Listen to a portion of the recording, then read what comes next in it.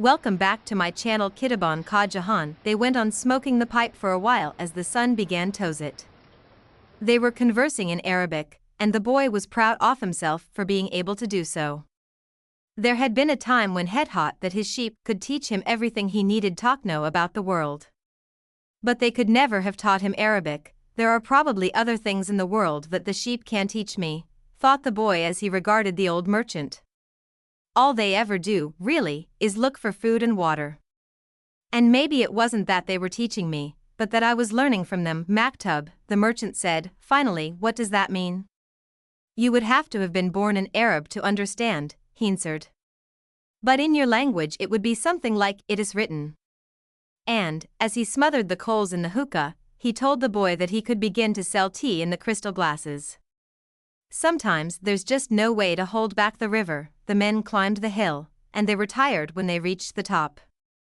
But there they saw a crystal shop that offered refreshing mint tea. They went in to drink the tea, which was served in beautiful crystal glasses. My wife never thought of this, said one, and he bought some crystal. He was entertaining guests that night, and the guests would be impressed by the beauty of the glassware. The other man remarked that tea was always more delicious when it was served in crystal, because the aroma was retained. The third said that it was a tradition in the Orient to use crystal glasses for tea because it had magical powers. Before long, the news spread, and a great many people began to climb the hill to see the shop that was doing something new in a trade that was so old. Other shops were opened that served tea in crystal, but they weren't at the top of a hill, and they had little business. Eventually, the merchant had to hire 2 more employees. He began to import enormous quantities of tea, along with his crystal, and his shop was sought out by men and women with a thirst for things new, and, in that way, the months passed. The boy awoke before dawn. It had been 11 months and 9 days since he had first set foot on the African continent. He dressed in his Arabian clothing of white linen, bought especially for this day. He put his headcloth in place and secured it with a ring made of camel skin. Wearing his new sandals, he ascended the stairs silently. The city was still sleeping. He prepared himself a sandwich and drank some hot tea from a crystal glass. Then he sat in the sun-filled doorway, smoking the hookah. He smoked in silence, thinking of nothing, and listening to the sound of the wind that brought the scent of the desert. When he had finished his smoke, he reached into one of his pockets, and sat there for a few moments, regarding what he had withdrawn. It was a bundle of money. Enough to buy himself 120 sheep, a return ticket, and a license to import products from Africa into his own country. He waited patiently for the merchant to awaken and open the shop. Then the two went off to have some more tea. I'm leaving today, said the boy. I have the money I need to buy me sheep. And you have the money you need to go to Mecca. The old man said nothing. Will you give me your blessing? Asked the boy. You have helped me. The man continued to prepare his tea, saying nothing. Then he turned to the boy. I am proud of you, he said. You brought a new feeling into my crystal shop. But you know that I'm not going to go to Mecca. Just Asiya know that you're not going to buy your sheep. Who told you that? Asked the boy, startled. Maktub, said the old crystal merchant, and he gave the boy his blessing. The boy went to his room and packed his belongings. They filled 3 sacks. As he was leaving, he saw, in the corner of the room, his old shepherd's pouch. It was bunched up, and he had hardly thought of it for a long time. As he took his jacket out of the pouch, thinking to give it to someone in the street, the 2 stones fell to the floor. Urim and Thummim. It made the boy think of the old king, and it startled him to realize how long it had been since he had thought of him. For nearly a year he had been working incessantly, thinking only of putting aside enough money so that he could return to Spain with pride. Never stop dreaming, the old king had said.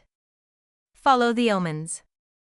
The boy picked up Urim and Thummim, and, once again, had the strange sensation that the old king was nearby. He had worked hard for a year, and the omens were that it was time to go. I'm going to go back to doing just what I did before, the boy thought.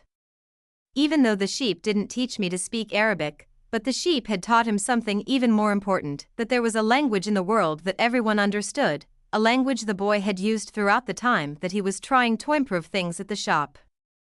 It was the language of enthusiasm, of things accomplished with love and purpose, and as part of a search for something believed in and desired.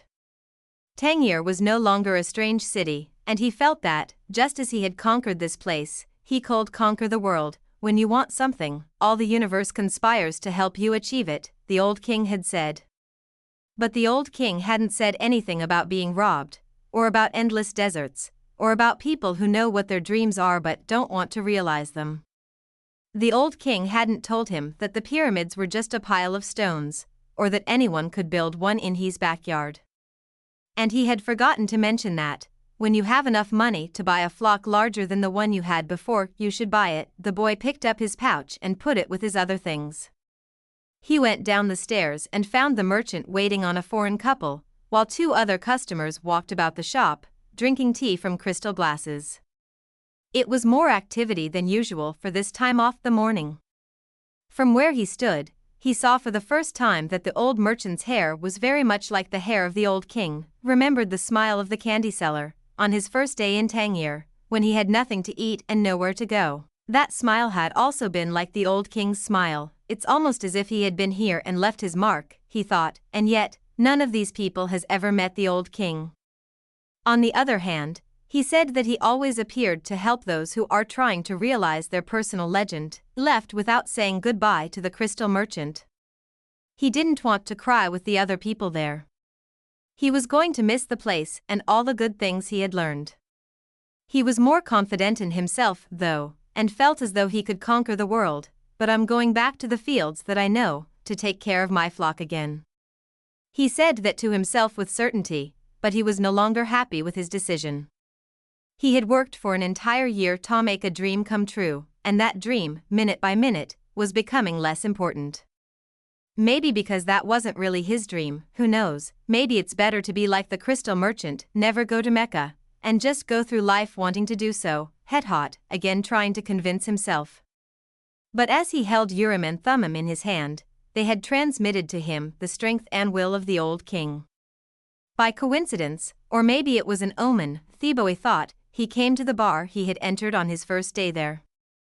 The thief wasn't there, and the owner brought him a cup of tea. I can always go back to being a shepherd, the boy thought. I learned how to care for sheep, and I haven't forgotten how that's done.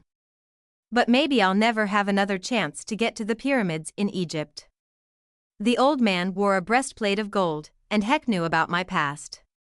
He really was a king, a wise king. The hills of Andalusia were only 2 hours away, but there was an entire desert between him and the pyramids. Yet the boy felt that there was another way to regard his situation. He was actually 2 hours closer to his treasure. The fact that the 2 hours had stretched into an entire year didn't matter.